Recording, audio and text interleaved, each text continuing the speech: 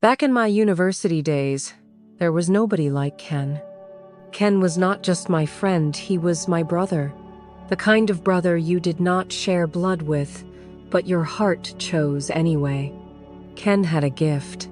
He could light up any room he walked into. It did not matter if you were sad, angry, or shy. Once Ken laughed, everybody laughed. Once he smiled, it felt like the sun came out. Me? I was the opposite. Quiet, calm, the guy who preferred sitting in the corner, watching things happen instead of being the center of attention. I did not mind it. That was just who I was. Ken loved people, but most especially, he loved women. I honestly lost count of the number of girlfriends he had. At one point, I stopped trying to keep up.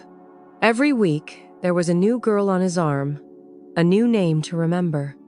Sometimes 2, sometimes 3 at the same time. And the crazy part? They all knew about each other. They just did not care.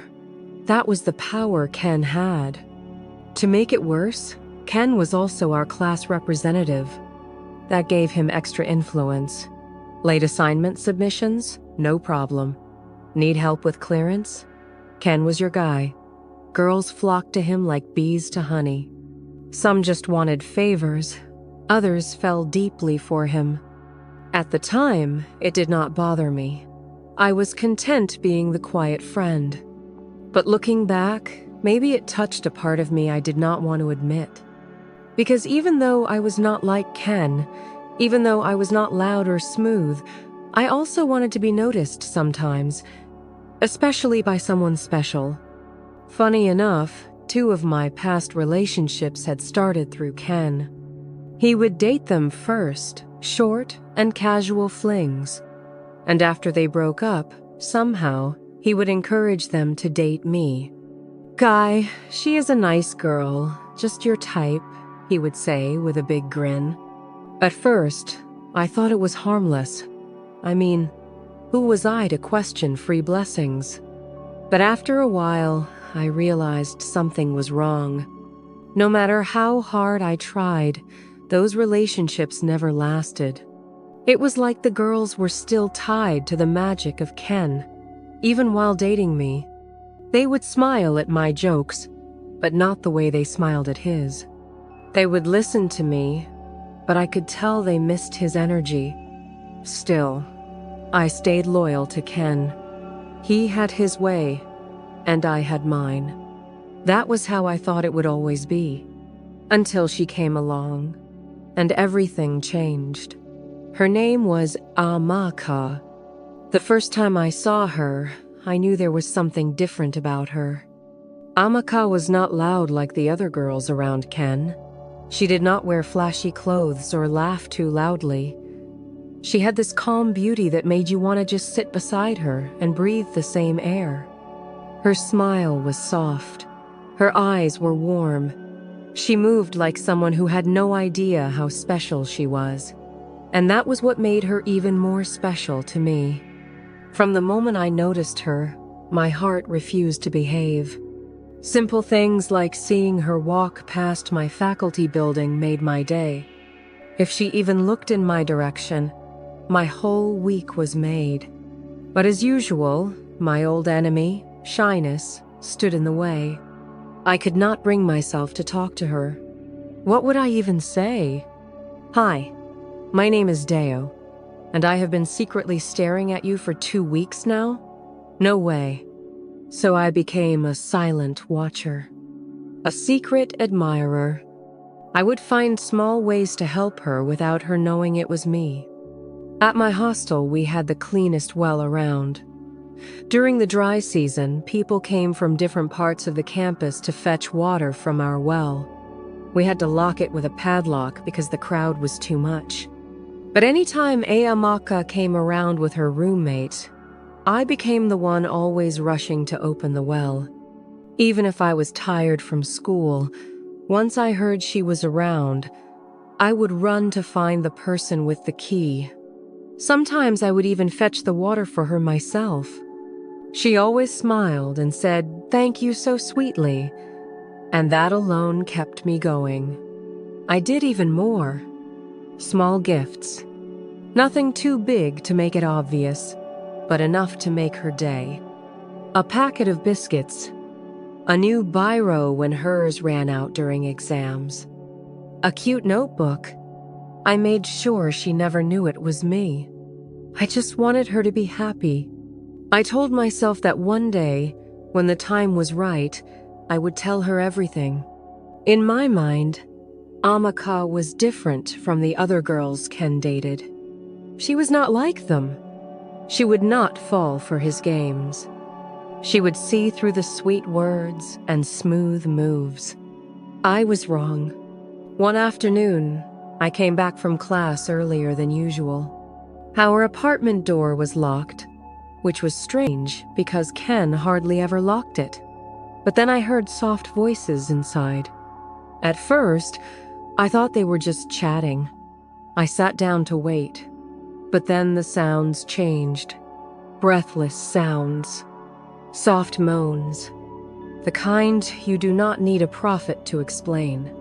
My heart started beating fast. I prayed I was wrong. I prayed it was just my imagination. After what felt like forever, the door finally opened. Ken stepped out first, looking very pleased with himself. And then Amaka came out, adjusting her clothes, her cheeks flushed. I froze. I could not move. I could not speak. It felt like someone had punched a hole through my chest. Ken saw me and smiled. A big, careless smile like he had just won a jackpot. He even patted my shoulder as he passed. Amaka avoided my eyes. Inside me, something broke. This was not just about another girl falling for Ken. This was about the one girl I truly cared for. The one girl I prayed about. The one girl I hoped would be mine. But she had chosen Ken, just like the others. Maybe worse because I had allowed myself to dream this time. That night, I stayed awake for hours, staring at the ceiling. I thought about everything. All the small things I did, all the dreams I had. It all meant nothing now. Amaka was not mine. She never was. And maybe she never would be. After that painful day, I told myself I would move on. I tried to push Amaka out of my mind. I tried to convince myself that it was just another silly crush. But my heart refused to listen. Ken and Amaka continued seeing each other. She started coming to our apartment more often. Sometimes I would walk in and find them sitting together, laughing, whispering, sharing inside jokes. I would force a smile, pretend I was okay, and lock myself in my room. Some nights, I would put my earphones on and play music loudly just to block out their voices. Deep inside, jealousy and pain ate me up, but I never showed it. Instead, I became even more loyal to Ken. I told myself it was not his fault that Amaka chose him. Maybe he truly liked her. Maybe this time it would be different. One day, Amaka called me. She was crying. Ken had been seen with another girl, and it had spread around school like wildfire. She asked if she could come over to talk. That evening, we sat together on the bench in front of my new apartment. She poured her heart out, telling me how hurt she was, how confused she felt. Every word she spoke tore at my heart.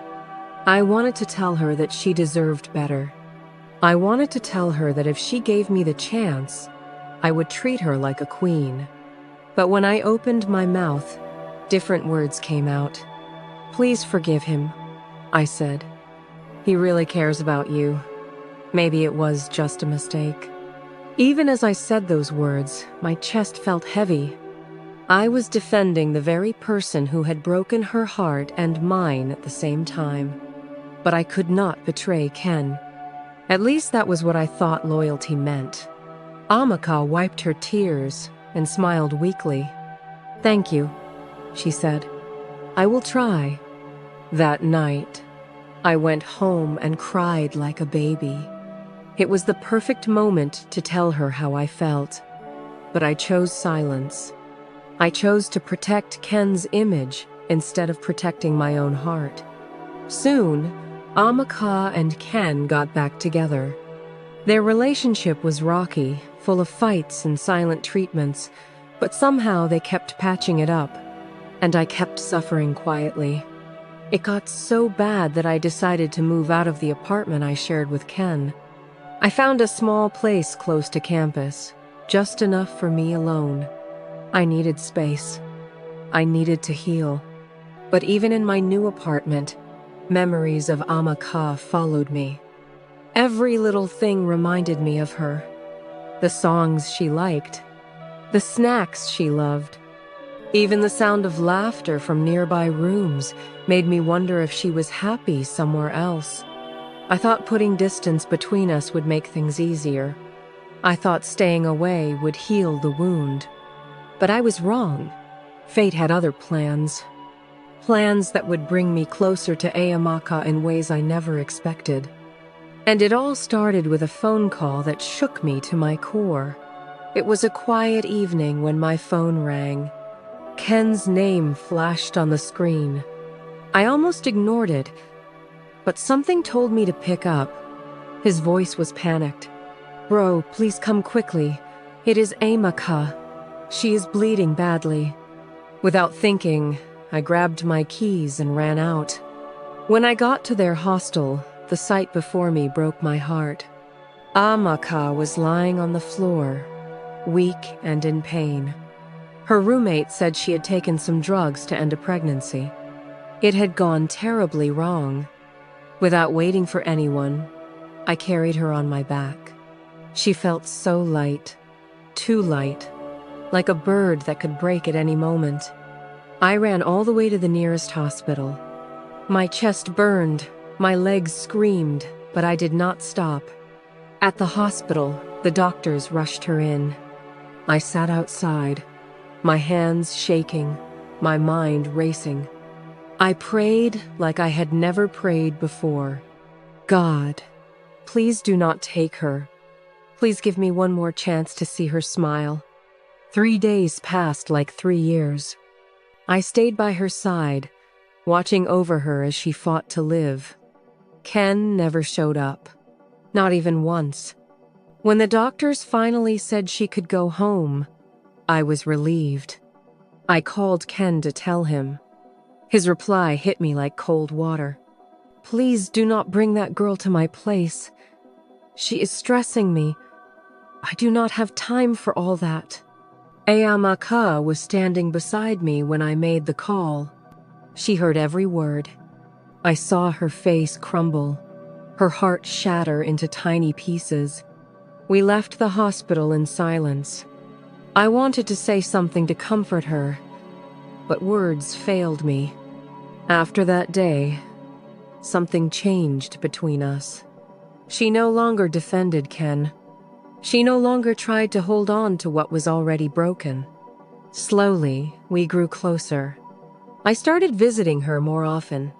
We would sit and talk for hours. Sometimes we said nothing, just enjoyed the peace of being together. People around us began to whisper. They thought we were dating. I did not mind. For the first time, being around her did not hurt. It felt right. It felt like home. One afternoon, she came to my place. We joked, laughed, and teased each other like old times. Then something happened. A moment that neither of us planned. Our hands touched. Our eyes locked. Slowly, without thinking, our lips met in a kiss. It was soft at first, like a question. Then it deepened, like an answer we both needed. Just as the world faded around us, the door opened. Ken stood there. His eyes widened in shock. Without saying a word, he turned and walked away. I pulled back, guilt washing over me. But Amaka held my hand. Her touch told me everything. This was not betrayal. This was love, finally finding its way through all the pain. After that day, everything changed. Amaka and I could no longer pretend. The bond between us had grown too strong to ignore.